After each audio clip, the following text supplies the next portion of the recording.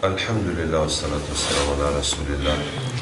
Subhanaka la ilma lana illa ma 'allamtana innaka antal alimul hakim wa la fahma lana illa ma fahamtana innaka antal jawadul karim. Nous allons parler, Inch'Allah, de Surat Yusuf alayhi salam.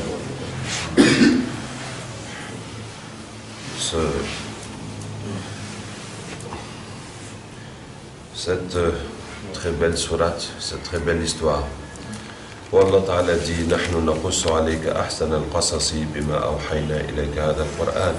Nous te racontons les meilleurs récits par ce Coran que nous t'avons révélé.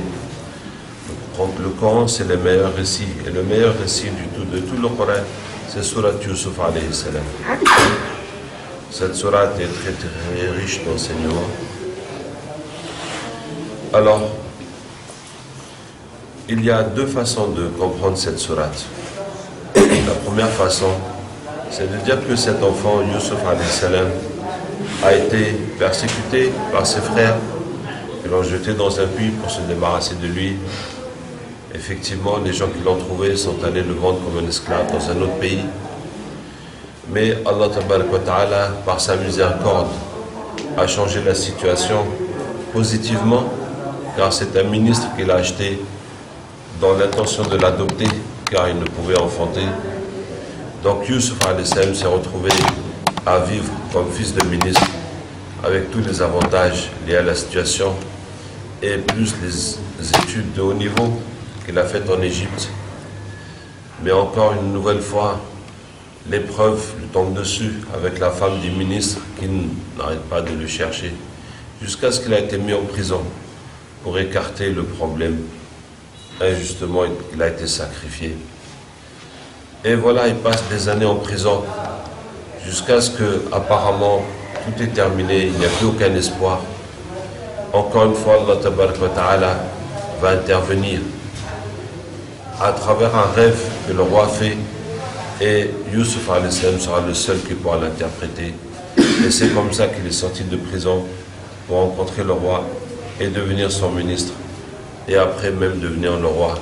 Et à la fin, il a ramené sa famille de la brousse, de la campagne en Palestine, jusqu'à la ville en Égypte. Et donc voilà, par sa patience et sa persévérance et sa piété, Allah lui a donné la réussite, le bien de ce monde, ainsi que la religion. Donc ça, c'est une première façon de comprendre la sourate. Et évidemment, puisque je vous dis ça, je vais vous inviter à comprendre la sourate d'une toute autre façon.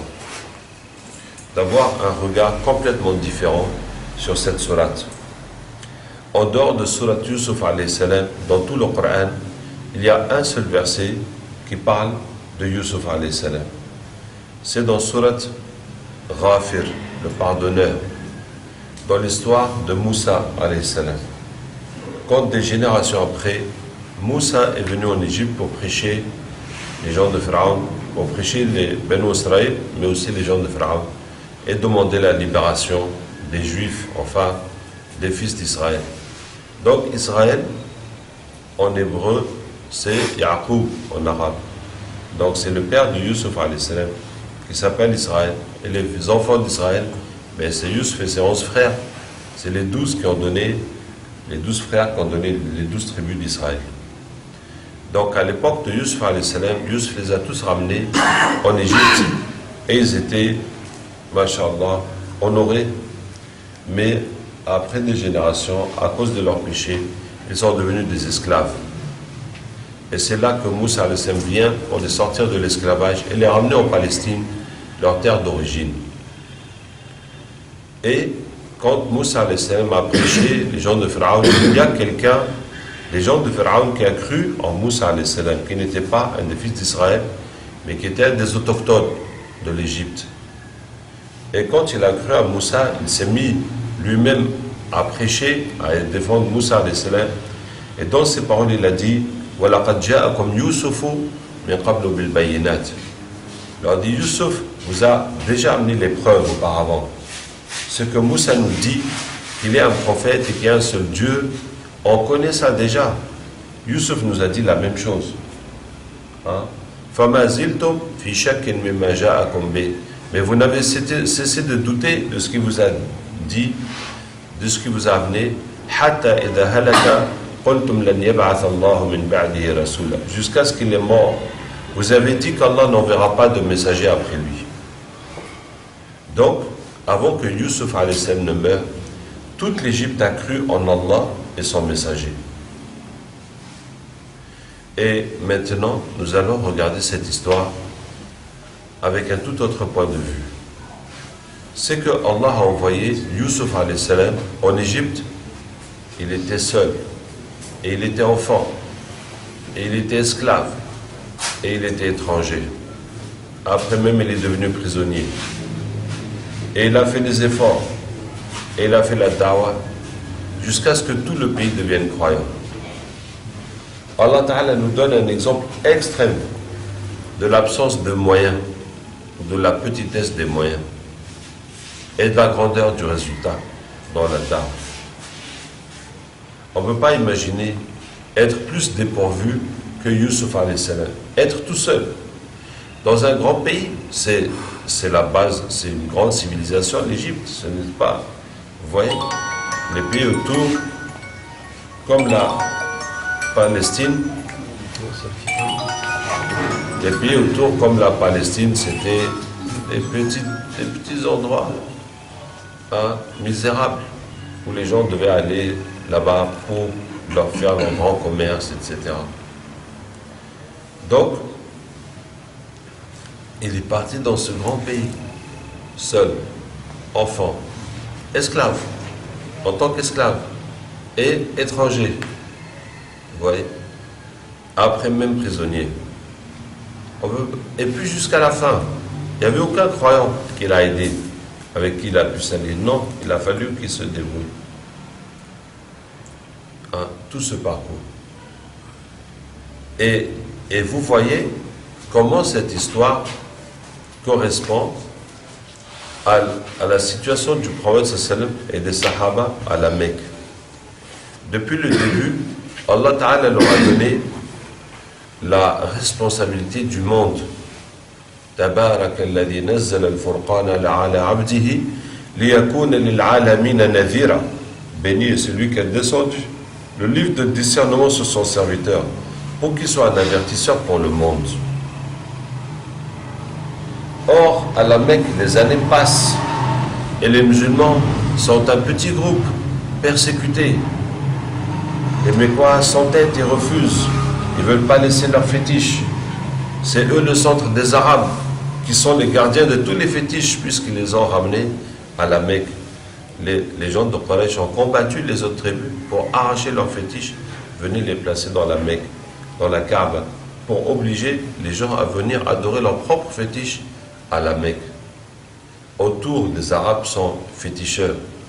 Et après ce petit peuple des Arabes, il y a à leur côté, à l'est et à l'ouest, l'Empire romain et l'Empire perse, qui sont des grands empires.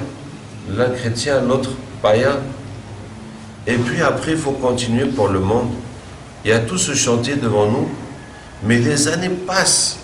On n'arrive même pas à convaincre notre propre tribu de suivre l'islam. Et donc, forcément, on va se dire, mais comment on va amener cet islam au monde? Alors que nous sommes un petit groupe persécuté dans notre propre tribu. Autour de nous, tous ces Arabes féticheurs. Et plus loin encore, ces deux civilisations. Comment on va passer tout ça? Et donc Allah Ta'ala leur dit, voilà, Yusuf était seul, vous êtes un groupe. Yusuf était un enfant, vous êtes des adultes. Yusuf était un esclave, vous êtes des hommes libres. Yusuf était un étranger, là où s'est retrouvé vous êtes chez vous. C'est votre pays, c'est votre terre. C'est votre tribu.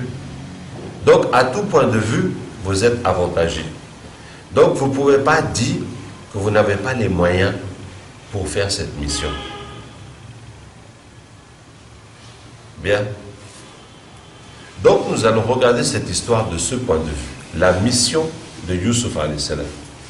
Quelles ont été les qualités, les actions de Youssouf, alayhi salam, les étapes qu'il a passées, comment il a fait jusqu'à transmettre le message, hein, jusqu'à ce que tout ce pays devienne croyant.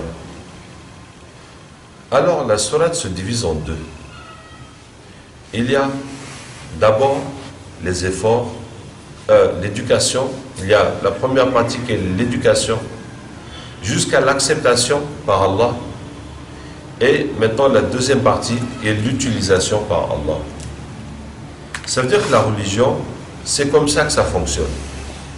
Allah va nous éduquer jusqu'à ce qu'on atteigne les qualités, la foi, les sacrifices, les efforts que lui veut pour qu'il nous accepte. Et quand Allah va nous accepter, Allah va nous utiliser. Allah va mettre en place les moyens, les situations et nous utiliser pour propager sa religion. Ce qui fait que le problème de la religion n'est pas les moyens, mais les qualités, l'acceptation. On ne peut pas dire que nous n'avons pas pu propager l'islam au Togo faute de moyens. Non, c'est faute d'efforts et de qualité, et de foi, et de sacrifice, hein, et de confiance en Allah. C'est ça qui aurait pu nous manquer, qui nous aurait manqué si on a échoué à la mission. Et c'est pas parce qu'il n'y avait pas assez d'argent pour faire une télévision, ou bien on n'avait pas assez de force pour se battre contre les autres, ou bien on n'avait pas les moyens de faire des écoles, de faire... Non, ce n'est pas les moyens qui peuvent nous faire échouer. C'est parce qu'on n'a pas fait assez d'efforts, on n'était pas assez unis, on n'a pas eu assez de foi, on n'a pas assez appris l'islam, on n'a pas assez fait la dawa, on n'a pas assez prié la nuit, on a manqué de qualité de foi. Maintenant, on va commencer par la deuxième partie. Qu'est-ce qui s'est passé en Égypte pour que tout le monde croie? Il s'est passé qu'il y a eu 7 années d'abondance, suivies de 7 années de sécheresse. Et Allah Ta'ala avait montré ça au roi dans un rêve, mais le seul qui a pu expliquer le rêve était Youssouf alayhi salam. Donc, quand Youssouf est sorti de prison, que le roi l'a reçu, Youssouf lui dit: Majesté, Allah vous a montré ce rêve, ce qui va se passer dans votre pays. Et Allah m'a donné l'explication. Maintenant, il faut me confier cette responsabilité de gérer cette crise. Que si vous confiez ça à n'importe lequel de vos collaborateurs, ils vont bouffer cet argent. Ça va être détourné. Parce que la sourate montre un système corrompu. Hein? Et, arrivé la sécheresse, les nantis vont s'en sortir. Mais le peuple va mourir. Et ce sera la ruine du pays. Donc, il faut me confier cette responsabilité. Et le roi lui a donné plein pouvoir pour gérer ça. Et donc, Youssouf alayhi salam, pendant 7 années, cachait la moitié de la récolte. Vous pouvez imaginer la colère populaire, la colère de tout le monde pendant ces 7 années. Mais comment ça se fait avec toute cette abondance et on nous fait encore une politique d'austérité? On nous fait encore marcher au régime. Comment se fait-il que l'armée vienne chaque année prendre la moitié de ma récolte? Mais qu'est-ce qu'il y a? Tout le monde va se plaindre au roi: Majesté, cet étranger que vous avez nommé, il est en train de piller le pays. Ah, il ne nous a rien laissé. Mais Youssouf alayhi salam a résisté, et le roi a résisté. Pendant 7 années. Après vient l'année de sécheresse, où rien ne pousse, aucune récolte. Et Youssouf alayhi salam va nourrir toute la population. Ils vont dire: ah, au moins, il a gardé quelque chose. Deuxième année, sans récolte. Et Youssouf nourrit toute la population. Ainsi de suite pendant 7 années. Alors là, tout le monde va dire: non, c'est pas possible. Comment il a su ça? Impossible. Comment on peut avoir les provisions de 7 années? Mais c'est impossible. Je me rappelle quand on était étudiant en économie, on avait étudié que les États-Unis avaient des réserves de pétrole pour 3 mois. Voilà. Ils se préparent. En cas de crise, on ne sait jamais, il y aura une guerre, il y aura un pays, il y aura un coup d'État quelque part, hein, on ne pourra plus acheter le pétrole. Voilà. On a prévu 3 mois de couvrir nos besoins en pétrole. Bien, on peut prévoir comme ça quelques mois de nourriture ou autre, mais pas cette année. Impossible. Comment tu peux avoir de quoi manger pendant cette année? Non, c'est au-delà de toute prévision humaine. Donc, tout le monde va savoir que c'est Allah qui a envoyé ce rêve au roi. Mais Yusuf a été le seul qui a compris ce rêve, qui a pu l'expliquer. Et donc Allah nous a envoyé cet homme pour nous sauver de la famine et pour nous sauver de l'enfer. Et donc tout le monde a cru à Yusuf alayhi salam. Voyez-vous ce programme de 7 années d'abondance et 7 années de sécheresse? Il n'y a personne qui peut faire ce programme si ce n'est Allah. Personne ne peut faire ce genre de calcul. Et donc, une fois qu'Allah t'accepte, Allah va faire des situations que personne ne peut prévoir ou contrôler ou calculer pour que ce soit une cause de propager sa religion. Hein? La deuxième raison pour laquelle les gens ont cru en Yusuf alayhi salam, c'était sa façon de partager. Yusuf alayhi salam donne à chacun la même chose, sans contrepartie, sans paiement. Vous voyez, quand les frères de Yusuf alayhi salam sont venus en Égypte, pourquoi? Quand il y a eu l'abondance en Égypte, il y a eu aussi l'abondance en Palestine. Sauf que là-bas, les gens n'étaient pas avertis de rien. Et ils ont bien profité pendant ces années d'abondance. Dès la première année de sécheresse, ils n'avaient plus de nourriture. Donc, comme ils ont entendu qu'en Égypte, le roi avait stocké, puis il y avait des vivres, ils sont venus avec leurs marchandises pour acheter la nourriture. Et quand ils arrivent chez Yusuf alayhi salam, mais ils ne le reconnaissent plus depuis ces années, et puis il était enfant quand il était parti. Et ils disent, voilà, nous on vient de Palestine, et puis chez nous c'est la sécheresse comme chez vous. Alors on a ramené nos marchandises pour acheter la nourriture. Et Yusuf alayhi salam leur dit, ne me dites pas ce que vous avez amené, mais dites-moi plutôt combien vous êtes. Parce que ce qu'on vous donne n'est pas en fonction de votre marchandise, mais en fonction de votre nombre. Hein? Et ils disent, ben voilà, nous on est là, il y a notre père qui est vieux, qui est resté au village, et un autre frère qui est resté avec notre père.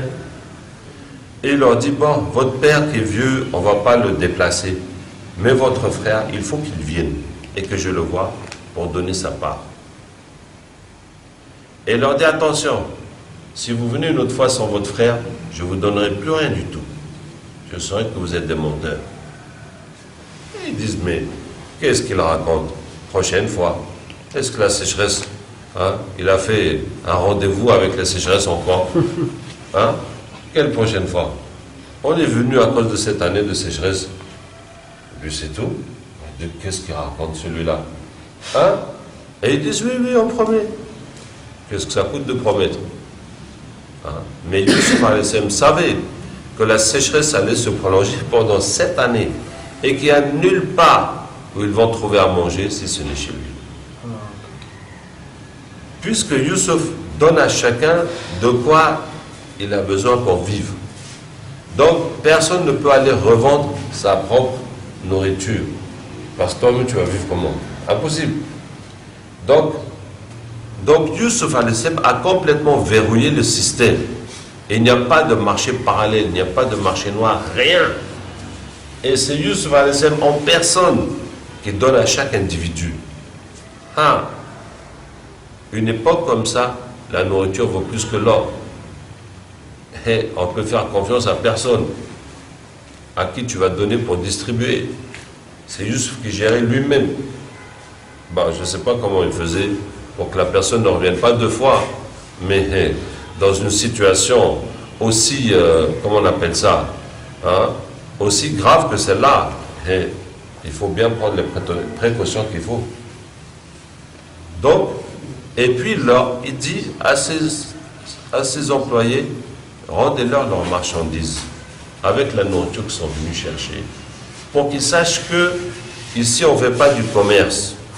On ne fait pas du commerce. Mais s'il fallait vendre, on va vendre combien même? Mais la personne, il peut tout te vendre pour acheter de quoi manger, puisque sinon il va mourir de faim. Il n'y a pas le choix. Hein? Mais non, c'est gratuit. Alors mes frères, les gens n'ont jamais vu une telle bonté, générosité, fraternité. Tu peux venir avec tout l'argent que tu veux, dire que tu veux ça et ça et ça et ça. Ou tu peux venir pleurer que tu n'as rien, que tu as tant d'enfants, on va te donner la même chose. Tu vas partir avec la même chose et tu ne vas pas payer 1 franc. Youssouf leur dit, ça c'est pas ma nourriture, ça c'est votre travail. C'est vous qui avez semé, planté, récolté. Et nous avons ramassé ça, on l'a gardé pour vous, mais c'est à vous. Et nous sommes là uniquement pour vous servir. Allahu Akbar. Quoi? Les gens au pouvoir sont là pour nous servir? Oh, c'est parce qu'on a l'habitude de voir des... Hein? On a l'habitude de les voir dans des belles voitures, avec des beaux... tout ça, des beaux salaires, etc. Il ne nous est jamais venu à l'esprit qu'ils étaient là pour nous servir, à la façon qu'on les voyait. Hein? Donc vraiment, les gens n'ont jamais vu ça. Et c'est pour ça que tout le monde a aimé Youssouf alayhi salam. Tout le monde l'a aimé. Et tout le monde a cru en lui. Il n'y a qu'à voir, nous autres musulmans, pendant le ramadan, qu'est-ce qui arrive aux prières? Eh oui, parce que, voilà, bon, ça c'est un autre sujet, mais ça c'est une honte. Pourquoi est-ce que pendant le ramadan, les prix montent? Parce qu'on consomme plus. Subhanallah, alors qu'on devrait consommer moins. Ne serait-ce qu'au minimum, garder la même consommation. Mais on consomme plus pendant le mois du ramadan. Et donc, toutes les choses deviennent plus chères. C'est la fête pour les commerçants. Mais l'être humain est comme ça. Hein? Mais imagine si quelqu'un dans ce pays, il est le seul à détenir une marchandise dont tout le monde a besoin. Comme le pain ou le sel ou le lait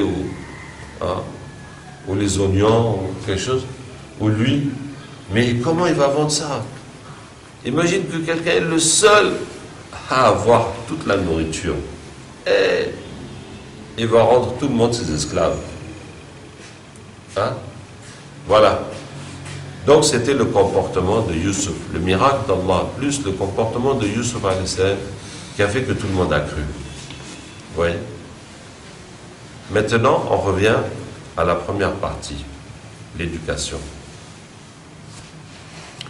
L'éducation se compose encore de 2 parties, les efforts et les épreuves.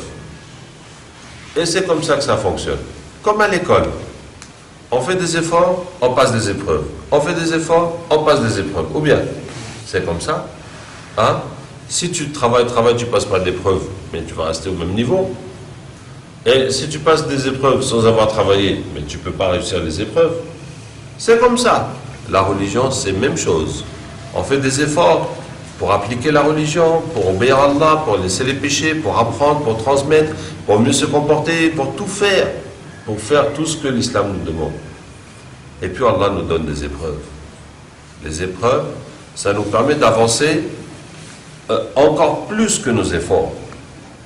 Par exemple, tu essaies d'être patient, tu essaies de prier la nuit. Et puis tu t'es retrouvé à passer la nuit dehors, debout.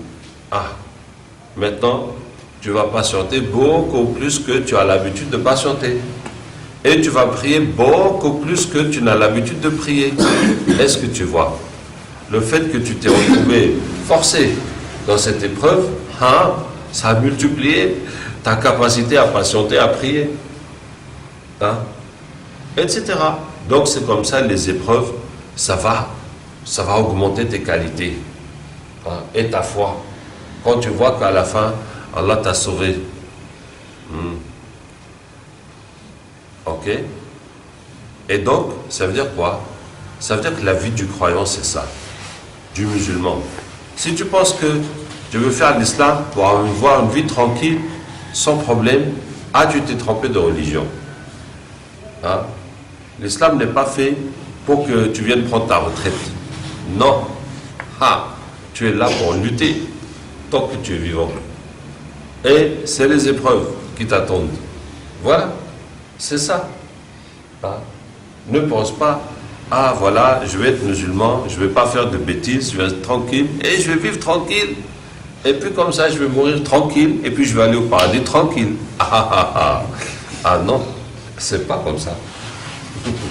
C'est les épreuves. Donc, on est là pour les épreuves, pour les efforts et pour les épreuves. Subhanallah. C'est comme si quelqu'un est à l'école et puis il veut se reposer pendant l'examen. Mais tu es fou. Ça, c'est le moment d'examen, c'est pas le moment d'aller faire la sieste. Donc, que disais-je? Les épreuves. Maintenant, on va commencer avec les épreuves. Alors, les épreuves encore se partagent en deux. Il y a les bonnes et les mauvaises. Et l'histoire commence avec une bonne épreuve. Youssouf alayhi salam voit en rêve le soleil, la lune et 11 planètes qui se prosternent devant lui. Et en tout cas c'est un beau rêve, mais il ne comprend rien. Il dit à son père aussi ne comprend rien, mais son père lui dit que Allah va te donner la connaissance des rêves. Et la connaissance des rêves, ça fait partie de la prophétie. Donc, Allah va faire de toi un prophète. Comme moi, ton père Yaqub, je suis prophète, mon père Ishaq est prophète, et mon grand-père Ibrahim est prophète. Et Allah va continuer cette miséricorde avec toi. Donc, même si le père n'a rien compris au rêve de Youssouf alayhi salam, mais il a compris que Youssouf sera prophète. Donc, imagine, Youssouf, cet enfant qui est dévoué à son père, qui est dévoué à Allah, à sa religion, et puis en plus, Allah lui montre qu'il va être prophète. Vous voyez comment ça va boomer sa foi. Si la dunya ne l'intéressait pas, là ça va l'intéresser encore moins. Si tu vas être prophète, tu n'as plus besoin de penser comment tu vas gagner ta vie, où tu vas vivre, comment tu vas faire pour te marier. Non, c'est Allah qui va tout gérer. Toi, tu n'as qu'à obéir à Allah bien comme il faut. Et puis c'est tout, c'est lui ton patron maintenant. Qui se charge du reste. Donc, voyez comment, avec un rêve ou une situation, Allah peut doubler ta foi comme ça. Cadeau. Maintenant, ces bonnes épreuves, comment ça vient? Comment ça vient? Comment on peut faire pour avoir? Eh bien, il faut avoir la demande permanente, l'effort permanent, la recherche permanente. Toujours essayer, toujours vouloir, toujours chercher à augmenter sa foi. Comme dit le prophète sallallahu alayhi wa sallam, Al-mu'minu yusbihu wa hammuhu al-dhikr wa yumsi wa hammuhu al-shukr. Le croyant se lève avec le souci d'évoquer Allah. Comment aujourd'hui je ne vais pas perdre une minute sans évoquer Allah. Et il se couche avec le souci d'être reconnaissant envers Allah. Comment aujourd'hui tout ce qu'Allah a pu me donner, il faut que j'utilise ça de la meilleure façon possible. Voilà. Un souci, une quête de la satisfaction d'Allah, de l'amélioration, de l'évolution, tout le temps, qui fait que Allah va te donner ses cadeaux spirituels, les bonnes épreuves. Ensuite vient la mauvaise épreuve. On l'a jeté dans le puits. Quel est le sens de cette épreuve? Le sens de cette épreuve, c'est que l'homme aime la stabilité dans sa vie. Avoir sa nourriture, son manger, sa sécurité, qu'est-ce qu'il va faire demain, que tout est tranquille, que tous ses besoins sont assurés. l'assurance, assurance maladie, assurance chômage, assurance vieillesse, que tout soit assuré. Hein? Et Allah Ta'ala n'aime pas le besoin de l'homme dans la sécurité matérielle. Allah Ta'ala n'aime pas qu'on a besoin de ce matériel pour être apaisé. Allah veut qu'on croit en lui. Vous voyez le verset que tout le monde connaît. Ceux qui évoquent Allah, qui ont cru, et dans les cœurs s'apaisent à l'évocation d'Allah. N'est-ce pas? Tout le monde connaît? Voilà. Il y a un autre verset qui dit l'inverse, que peu de gens connaissent. Presque personne ne connaît. Hein? إن الذين لا يرجون لقاءنا ورضوا بالحياة الدنيا واطمأنوا بها والذين هم عن آياتنا غافلون أولئك مأواهم النار بما كانوا يكسبون. Ceux qui n'espèrent pas notre rencontre, qui ont accepté la vie d'ici-bas et dont les cœurs se sont apaisés avec cette vie ici-bas. Voilà. واطمأنوا بها. Le même mot. Leur cœur s'apaise à l'évocation d'Allah. Les autres, leur cœur s'apaise avec la dunya. Et ceux qui sont inconscients de nos signes, ceux-là, leur demeure est le feu à cause de ce qu'ils faisaient. Il y en a qui disent que ce verset est le plus dangereux du Coran. Parce qu'Allah a promis le feu à ceux qui veulent la dunya. Sans parler de mécréance, ni de shirk, ni d'hypocrisie, ni de rien d'autre, ni même de péché, que par l'amour de Dieu. Hein? Donc, le fait qu'on a besoin de ça pour être tranquille, ça veut dire que chacun n'a qu'à voir, quand tu as un problème d'argent, problème de justice, problème de ça, la police vient te chercher, hein, et tu paniques, hein, ou bien il y a les dettes, on va ramasser chez toi, et puis quand tu vois l'argent, tu dis ça y est, mon oncle là, il va intervenir. Ah, ton oncle là, oh, ton oncle là, c'est bon, je suis sauvé. La hawla la quwwata illa billah. Vous voyez comment le cœur s'apaise avec la dunya. Ah bon, mais si on te dit faire de la rak'at ou faire tel dua, ça n'apaise pas ton cœur. Et si tu lui montres tonton là, qui est le proche de 1, tu sais 1, ah ça y est, ah, l'affaire est à son niveau, oh, c'est bon. La hawla la quwwata illa billah. Hein? Donc je disais quoi? Cette épreuve du puits, Allah Ta'ala a arraché à Yusuf alayhi salam tout ce qu'il avait. La maison, la famille, les moutons, tous les parents, jusqu'à sa propre identité. Jusqu'à sa propre identité. Vous savez, quand on est dans un pays, par exemple comme la France, il y a des gens qui sont sans papier. Ils vivent sans vivre. Il ne peut pas avoir une résidence officielle. Il ne peut pas avoir un vrai travail. Il ne peut pas aller dans les écoles. Il vit en cachette. Quand il travaille, on le sous-paye parce que et puis il n'a pas le choix. Hein? Il est obligé de se déguiser en quelqu'un de bien. Il ne faut pas que la police le contrôle à tout moment, etc. Les années passent, il est là, il cherche une femme. Quelle femme va accepter un sans-papier? C'est difficile. L'autre qui l'aime au pays, pouf. Les parents, combien d'années il ne les a pas vus? Vraiment, l'incertitude de l'avenir. Ah, c'est une situation vraiment difficile. Ah, toutefois, peut-être que c'est mieux que là où il était au pays, où c'était la misère. Mais franchement, la situation n'est pas facile. Ah. Donc, ça veut dire quoi? Pourquoi je vous dis ça? Parce que quand on t'arrache les papiers, et tu vas retomber dans cette zone de non-droit, de non-existence légale. Et c'est difficile. C'est comme si on t'a égorgé. Ah. Tu vois toute ta vie disparaître. Et comme ça, Yusuf alayhi salam, Allah lui a arraché jusqu'à son identité. Au lieu d'être tel fils de tel pays, de telle origine, il est devenu une marchandise à vendre.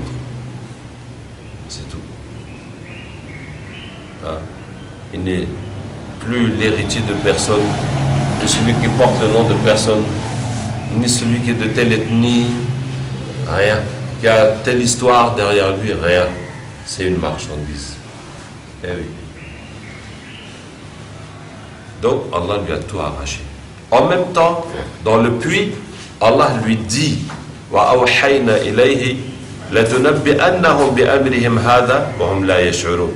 Nous lui avons révélé que tu vas les informer de ce qu'ils ont fait sans qu'ils ne sachent que c'est toi qui es en train de leur parler. Allah lui dit, ne t'inquiète pas. Ce qui se passe, Allah le voit. Ce qui va se passer après, Allah le connaît. Ce qu'il y aura après encore, Allah le connaît. Et à la fin, c'est toi qui vas gagner. Donc, Allah lui dit, ne t'inquiète pas. Tu as tout perdu, mais tu as Allah avec toi. Donc, tu n'as rien perdu du tout. Voilà la leçon. Enlever toutes les créatures de son cœur pour s'attacher à Allah. Et effectivement, en très peu de temps, Allah lui a remplacé tout ce qu'il a perdu en mieux. Il l'a emmené en Égypte. Il l'a vendu comme esclave. Hein? C'est un ministre qui l'a acheté. Allah nous raconte que en l'amenant à la maison, il est rentré à la maison avec Yusuf. Il appelle sa femme, madame, viens voir. Hein? J'ai acheté cet enfant. Il faut bien le traiter. Ce n'est pas un esclave pour faire le ménage ou le gardiennage. On va bien l'éduquer. J'espère qu'il nous sera utile et éventuellement que je vais l'adopter. Si il est vraiment à la hauteur de ce que je pense, s'il ne me déçoit pas, ce sera mon fils et mon héritier et le porteur de mon nom. Le voici. Allahu Akbar. Et ça, c'est le premier jour où ce monsieur a acheté Yusuf alayhi salam. Et il va s'en dire, mais parce qu'il est prévoyant, il n'a pas tout de suite dit, je l'adopte. Il faut que je vois quand même comment il est. Hein? Mais avec ça, le prophète se dit, l'homme qui a la plus grande perspicacité est cet homme qui a acheté Yusuf alayhi salam. Parce que rien qu'en le voyant là au marché des esclaves, il a vu que c'est un enfant exceptionnel. Et il a pris pour l'adopter. Mais il a mis une réserve que on va bien le traiter, on va voir s'il est bon, je vais l'adopter. Il ne fait aucun doute que Yusuf alayhi salam ne décevra pas son maître. Et au contraire, il sera au-delà de toute espérance. Et que jour après jour, il va se féliciter d'avoir acheté cet enfant, de l'avoir pris comme fils, et qui sera encore mieux que le fils des autres, de ses amis. Ce seront ses amis qui seront jaloux de lui, de comment tu as fait pour avoir un fils pareil. Hein? Et donc voilà comment Allah a changé à Yusuf alayhi salam tout ce qu'il a perdu en positif. Une meilleure maison, un niveau de vie qui n'a rien à voir avec là où il était en brousse. Des études en Égypte, des études. Il y a une chose que vous devez comprendre sur les études. Les Égyptiens, jusqu'à aujourd'hui, jusqu'à ce jour, on ne sait pas comment ils ont construit les pyramides, ni comment ils ont momifié les morts. Quand est-ce qu'on a découvert les momies? Vous connaissez les momies quand même. On a découvert ça quand? Est-ce que vous savez quand est-ce qu'on a découvert les momies? Quand est-ce qu'on a pu pénétrer dans les pyramides?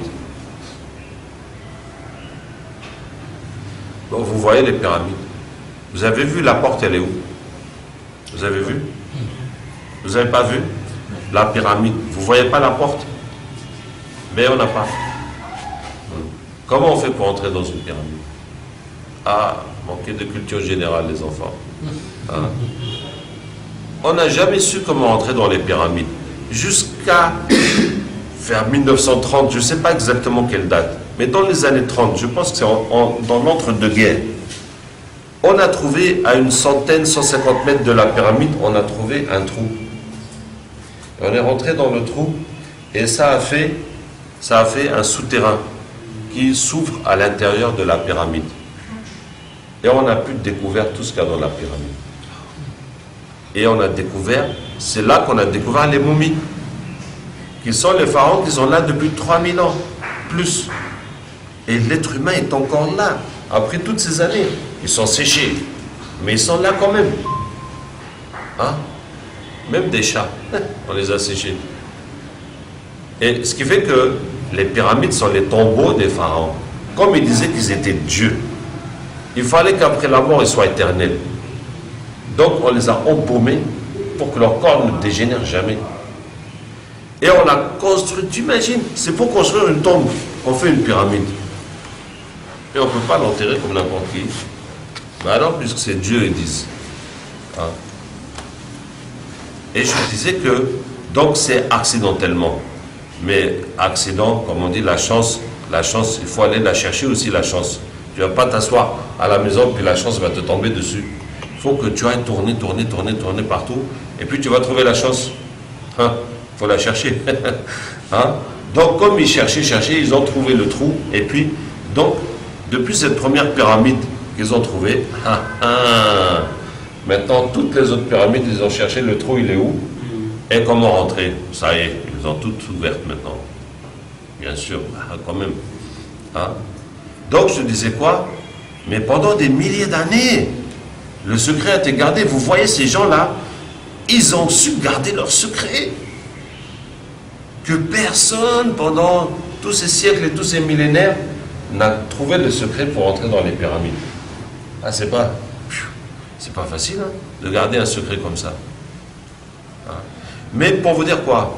Pour vous dire que pour construire les pyramides, il y a l'architecture, il y a la physique, il y a les mathématiques, il y a l'organisation sociale. Pour embaumer les morts, il y a la médecine, il y a la chimie, il y a les plantes, hein, la biologie. Et l'écriture, jusqu'à aujourd'hui, on ne l'a pas décryptée. Vous voyez, les films avec les services secrets, l'espionnage, et ils peuvent tirer n'importe quel secret. Mais voilà, l'écriture égyptienne. Et ils n'ont pas pu la déchiffrer. Hein. Hein. Et donc, quoi? Et donc, toutes ces sciences-là, c'est pas venu comme ça. C'est pas quelqu'un qui a eu cette idée comme ça. Non. C'est que génération après génération, il y a des gens qui ont étudié pour faire avancer les sciences. C'est comme ça. Cette caméra, elle est venue comment? Depuis des siècles, cette civilisation ne fait que inventer des choses. Fabriquer, jusqu'à ce qu'aujourd'hui on fabrique ça. Vous voyez? C'est pas venu comme ça. Donc c'est comme ça pour l'Égypte. Et ce qui fait qu'il y avait un système éducatif très fort. Et Youssouf al-Islam, en tant que fils de ministre, bien sûr, on va lui donner la meilleure éducation possible. Hein? Donc vous voyez comment Allah Ta'ala, par sa sagesse, a fait qu'il a appris la religion en Palestine, et puis qu'il est venu apprendre la dunya en Égypte, pour le préparer à la mission à laquelle Allah voulait. Je vous ai dit que Allah lui a changé tout le mal de cette épreuve en bien. Les parents, les parents sont irremplaçables. On ne peut pas trouver mieux que ses parents. Mais les parents adoptifs, ils ont un excès d'affection et d'amour. Un excès. Parce que tout ce temps, ils voulaient un enfant, ils n'ont pas eu. Celui qu'ils vont avoir, ils vont le couvrir excessivement d'amour et d'affection. Surtout que Youssouf alayhi salam était avec 11 frères. Et là, il est tout seul. Ah, chez les Africains, vous ne savez pas trop c'est quoi d'être fils unique. Ou bien vous connaissez. Fils unique. Papa et maman, ils sont là que pour toi. Tout l'argent, c'est pour toi. Toute l'attention, c'est pour toi. Tu as bien mangé, tu as bien dormi. On t'habille comme une poupée. Parce qu'il n'y a que toi. Hein? On s'occupe de toi. Hein? Eh oui. Donc, ça c'est l'épreuve, la mauvaise épreuve. je vous ai dit que la sourate se partage en deux. L'éducation jusqu'à l'acceptation et puis l'utilisation par Allah. Puis je vous ai dit que l'éducation se partage en deux. Les efforts et les épreuves. Puis je vous ai dit que les épreuves se partagent en deux. Les bonnes et les mauvaises. Et les mauvaises épreuves se partagent en deux. Il y a la mauvaise épreuve où tu as fait une faute et la mauvaise épreuve où tu n'as pas fait de faute. Dans l'histoire du puits, Yusuf a.s. n'a pas fait de faute. Ça lui est tombé dessus comme ça, arbitrairement. Hein? Quand, dans ce cas-là, il t'arrive une mauvaise épreuve, alors que tu n'as fait aucune faute, la règle c'est que tout le mal qu'il y a dans l'épreuve, Allah va te le changer en bien. Et ça veut dire que tant que toi, tu n'as pas fait de faute, personne ne peut te nuire. Personne ne peut te faire du mal. Ceux qui voudront te faire du mal, Allah va changer tout le mal qu'il y a dedans en bien. Tu peux être tranquille que tant que tu n'as pas fait de faute envers Allah, c'est Allah qui assure ta sécurité. Puisque Allah dit dans l'histoire d'Ibrahim a.s. quand le feu ne l'a pas brûlé, Alladhina amanu wa lam yalbisu imanahum bi dhulmin ulaika lahumul amn wa hum muhtadun. Ceux qui ont cru, qui n'ont pas entaché leur foi d'injustice, ceux-là ont la sécurité et ils sont bien guidés. C'est Allah qui te dit que tu es en sécurité, tu n'as rien à craindre. Personne ne peut te faire du mal. Tant que toi tu es droit avec Allah. Ensuite, il y a l'autre épreuve. Quand on a fait une faute, là, la règle est différente. Si tu as fait une faute et que Allah va t'éprouver à cause de la faute que tu as faite, maintenant la règle est que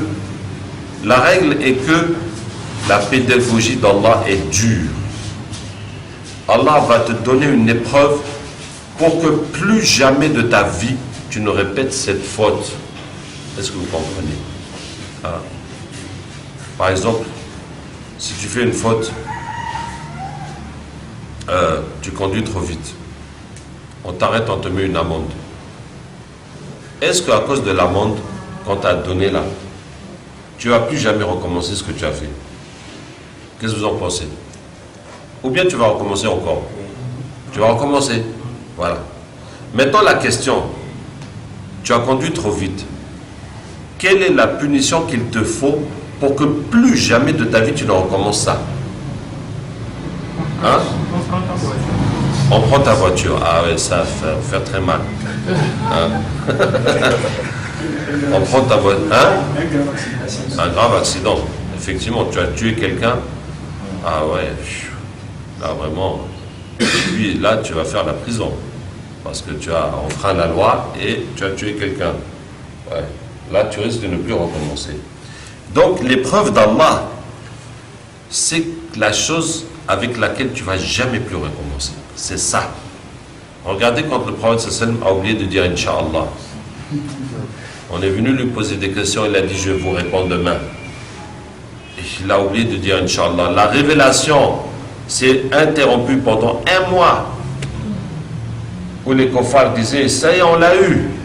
Il a dit demain, ça fait 1 semaine, 2 semaines, 3 semaines. Ah, on l'a démasqué. Ça y est, on a fini avec ce problème.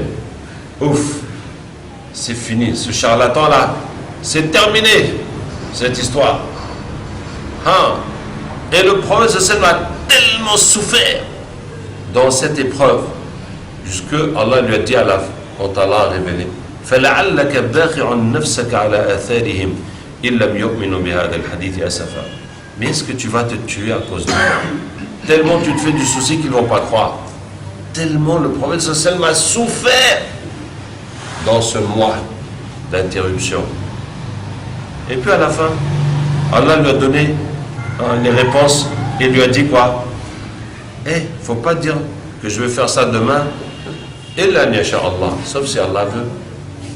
Ah d'accord, c'était ça le problème. Hein? une épreuve que plus jamais de ta vie tu vas oublier de dire Inch'Allah. Et donc, l'épreuve du puits, après l'épreuve de la prison pour Youssouf alayhi salam. Qu'est-ce qui s'est passé pour que Youssouf aille en prison? La femme le voulait. Elle a dit à tout le monde, je le veux absolument. Ah, la situation est devenue ingérable. Le ministre s'est réuni avec ses conseillers.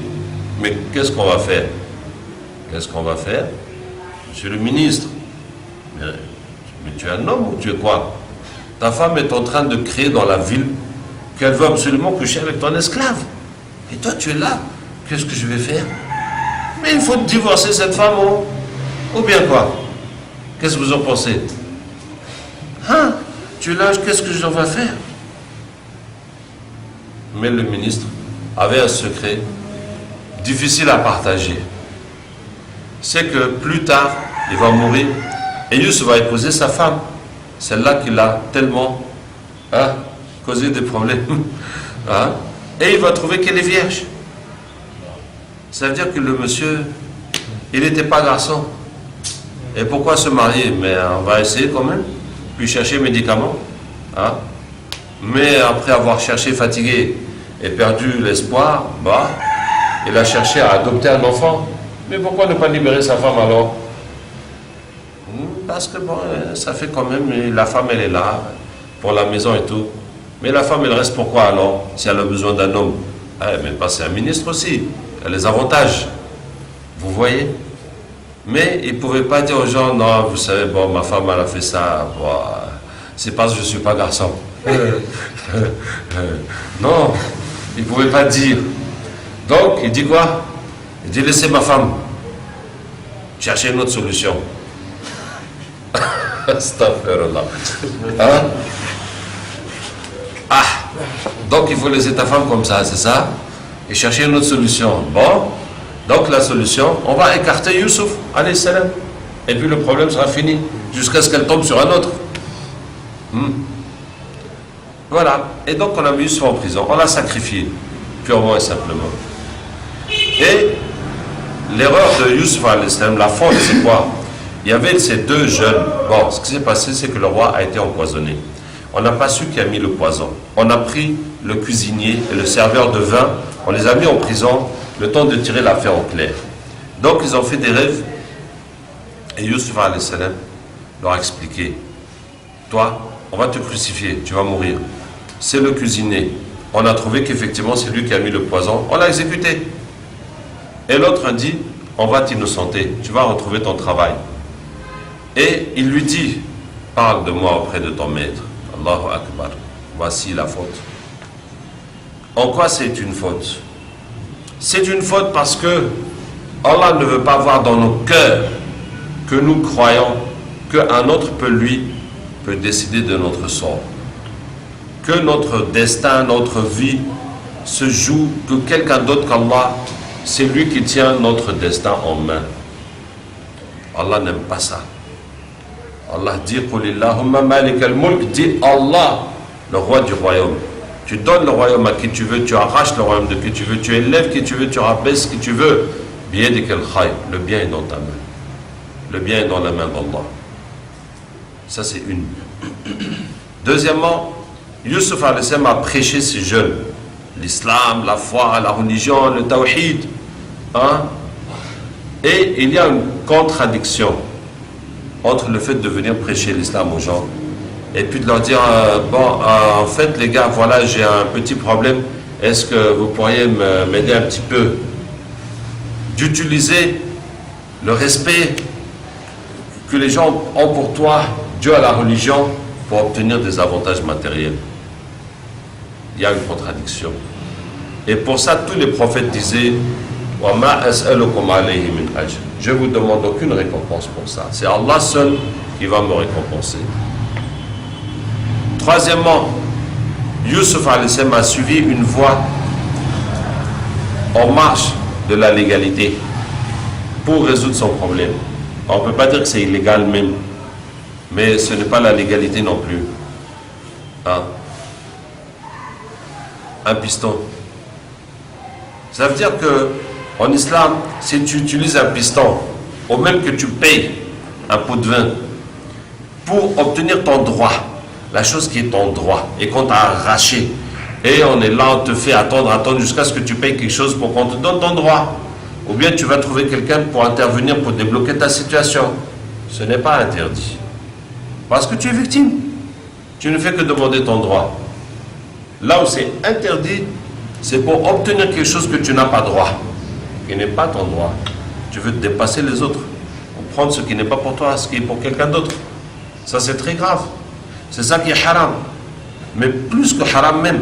Par exemple, si tu as obtenu une bourse, parce que tu as ton tonton qui est là-bas, et il a mis ton nom pour la bourse, alors que tu n'as pas les conditions.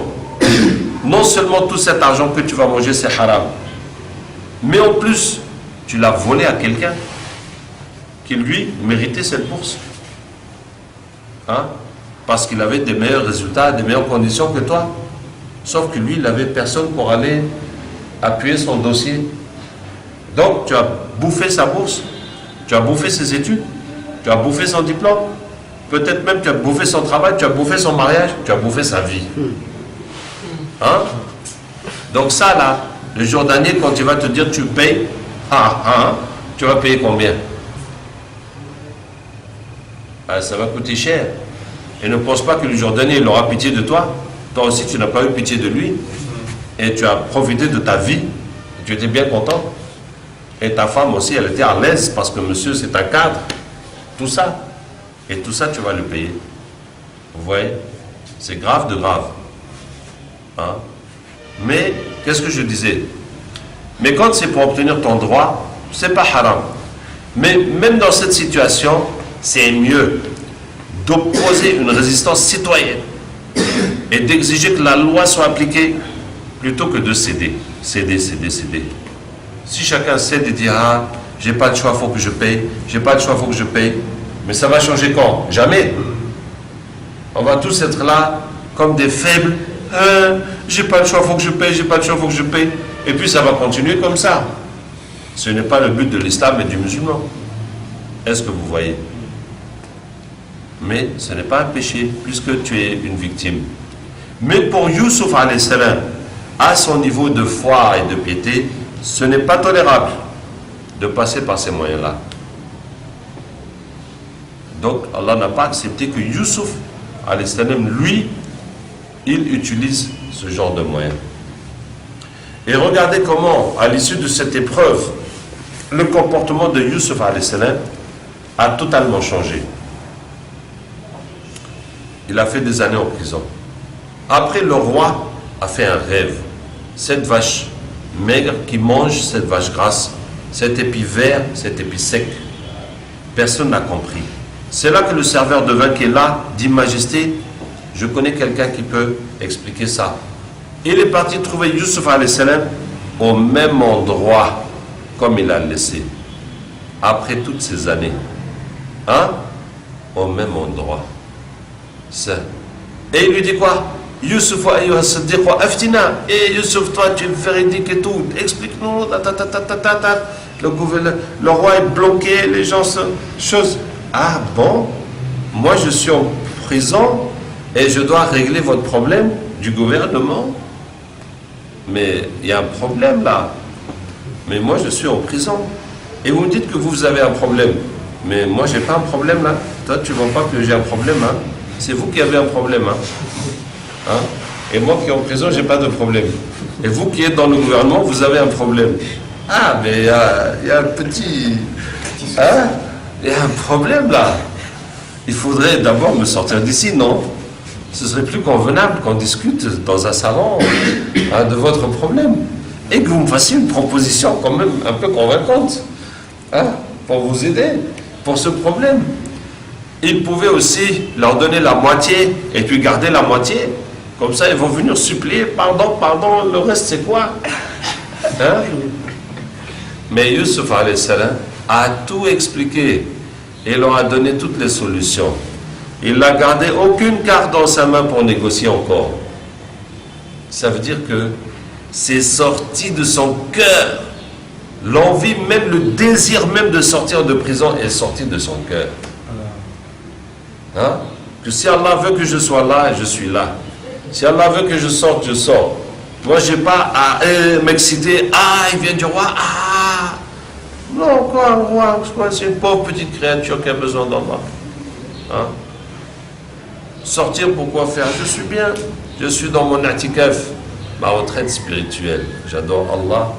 Et s'il n'y a pas de femme qui me court derrière, il n'y a pas des commissions à faire, je suis là, on m'amène à manger à chaque repas. Si Allah m'envoie quelqu'un, je lui fais la da'wa. Sinon, je suis là. Le désir même de sortir de prison est sorti de son cœur. La valeur du roi est sortie de son cœur. Et le jeune revient chez le roi, l'assemblée qui est là, et lui dit, Majesté, votre rêve, voilà ce que ça veut dire.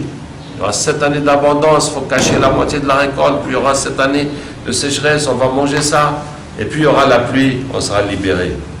Et c'est pensé quelque chose de bizarre.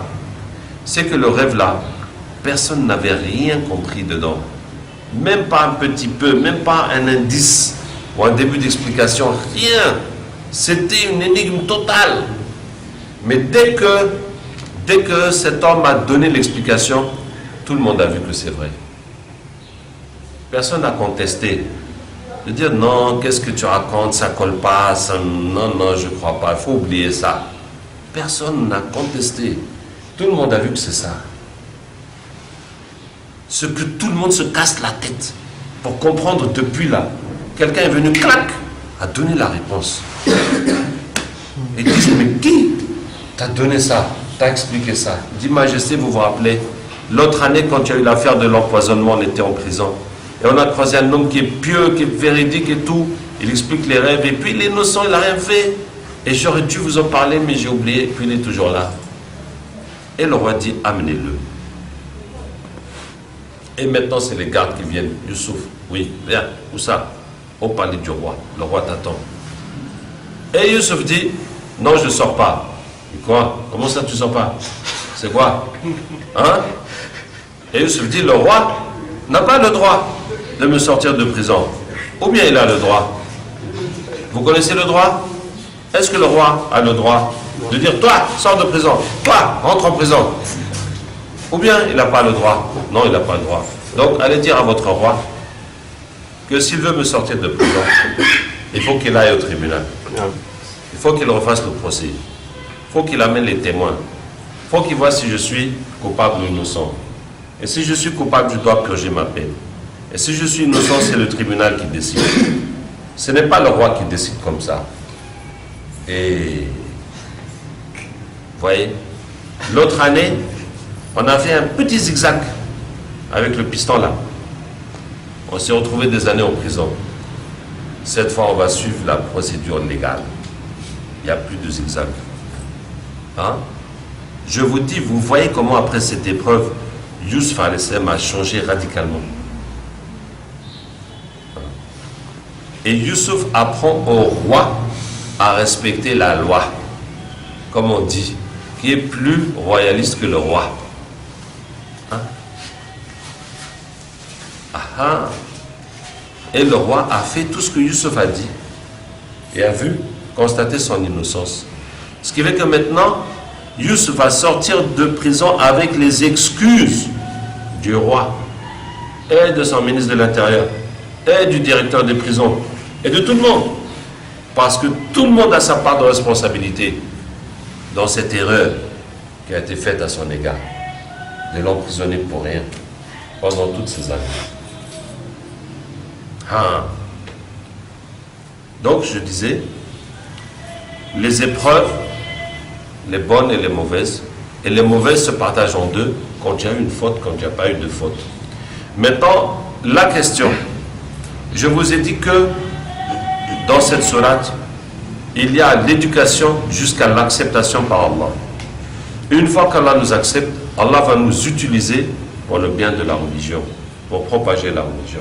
La question, c'est qu'à quel moment Allah va nous accepter et nous utiliser? Quel est le critère? Quel est le point de bascule qui fait que là c'est bon? À partir de là, Allah va nous utiliser. La réponse, c'est que Allah va nous accepter. Allah va t'accepter quand il n'y a plus dans ton cœur autre chose qu'Allah. Voilà le critère que Allah attend de nous. Et tant qu'on n'y est pas, tant qu'il y a l'argent, il y a le pouvoir, il y a la peur des créatures, il y a l'espoir, il y a les autres, il y a tout ça là, c'est encore l'éducation. Les efforts, les épreuves, les efforts, les épreuves, pour enlever tout ça de ton cœur, jusqu'à ce que tu ne t'attaches qu'à Allah. Et tu enlèves les créatures de ton cœur. Et c'est là qu'Allah Ta'ala va t'utiliser pour changer le monde que tu as enlevé de ton cœur. Voilà. Allah nous aide et nous accepte. On a encore beaucoup à dire sur Surat Yusuf alayhi salam. سبحانك اللهم وبحمدك نشهد أن لا إله إلا أنت نستغفرك ونتوب إليك سبحان ربك رب العزة عما يصفون وسلام على المرسلين والحمد لله رب العالمين.